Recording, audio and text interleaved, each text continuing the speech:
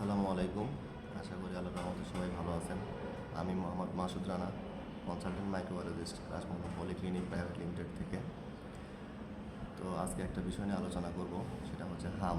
বর্তমান সময়ে সবচেয়ে বেশি আলোচিত ডিজিজ এটা হাম। তো এই হাম ডিজিজটা মূলত মিজেলস নামক যে ভাইরাস আছে সেই ভাইরাস দ্বারা মানুষকে ইনফেক্ট করে। তো এই ভাইরাস মূলত আমাদের ট্রাকিয়াতে ইনফেকশন করে। ভাইরাস যে কোনো জায়গায় ইনফেকশন করতে পারে, তবে তাদের একটু মেজরিটি আছে যে কে কোথায় বেশি ইনফেকশন করে। সেই ক্ষেত্রে এটা আমাদের ট্রাকিয়াতে করে। এটা হাইলি কন্টাজিয়াস এয়ারবোর্ন একটা ভাইরাস। তো এটা এই জন্যই মানুষের মুখ থেকে, অর্থাৎ আমাদের মুখ থেকে আরেকজনকে খুব দ্রুত ছড়ায় এবং খুব সহজে ইনফেকশন তৈরি করে। তো এখন হচ্ছে এই যদি আপনি এই ভাইরাস দ্বারা আক্রান্ত হয়ে থাকেন বা ইনফেক্টেড হয়ে থাকেন, তাহলে কী ধরনের সাইন সিমটম হতে পারে। বেসিক্যালি এটা সহজে আপনি আজকে আপনার বডিতে ইনফেকশন হয়ে গেল, আজকেই আপনার কোনো সাইন সিমটম দেখা দিবে না। কারণ এটা ইনফেকশন ক্রিয়েট করতে কিছুদিন সময় নেয়, তো 3 দিন 5 দিন 7 দিন, আমরা তো জানি 7 থেকে 14 দিন ভাইরাসগুলো মানুষের বডিতে স্টে করে। তো ওই সময়ের ভেতরে এরা কী করতে পারে, রেডিশ হইতে পারে বডি স্কিনগুলো, যেটাকে আমরা ফুসকুটি বলতে পারি। লাল হয়ে গেলে মাঝখানে জিহ্বায় ঘা হতে পারে, এয়ার ইনফেকশন হতে পারে, আরও নানান ধরনের কমপ্লিকেশন হতে পারে।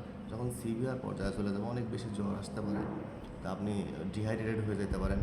এমনকি এটা আরও অনেক ক্রিটিক্যাল সিচুয়েশন হয়ে যায়, যেমন ইনসেবিলিটিস হতে পারে, ব্রেন হেমোরেজ হয়ে যেতে পারে।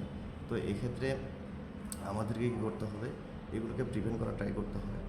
মাস্ক পরতে পারি, এছাড়াও আমরা জনসমাগম এরিয়া চলতে পারি। আর বিশেষ করে এগুলো যারা ওল্ডার এজেস বা চাইল্ড, এদের ক্ষেত্রে একটু বেশি এগুলো কী বলবো ইম্পর্টেন্ট। তো এদেরকে কীভাবে ইনফেকশন থেকে দূরে রাখা যায় সেদিকে আমাদের খেয়াল রাখতে হবে। এটা আবার ট্রিটমেন্টও আছে, ট্রিটমেন্ট নাই তা না, তবে এটাকে ট্রিটমেন্ট বলে না, এটাকে বলে প্রিভেনশন, অর্থাৎ প্রতিরোধ। আমরা আগে থেকেই সতর্কতা যদি থাকি, তখন আর কি এটা দ্বারা খুব একটা আমাদের ক্ষতি করতে পারবে না। যেমন MMR ভ্যাকসিন, তো MMR ভ্যাকসিনটা যদি আমাদের দেওয়া থাকে, তখন আর কি এরা আমাদের খুব একটা বেশি ক্ষতি করতে পারবে না। এছাড়া আমরা প্রিকশন আর কি সতর্কতা হিসেবে ভিটামিন A ক্যাপসুলটা বাচ্চাদেরকে খাওয়ার জন্য অনেক সময় অ্যাডভাইস করা হয়।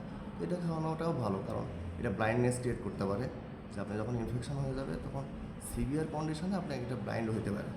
এছাড়া যারা প্রেগনেন্সি পিরিয়ডে থাকবে তাদের ক্ষেত্রে এটা খুব, কারণ ওই সময় ইমিউন সিস্টেমটা উইক থাকে।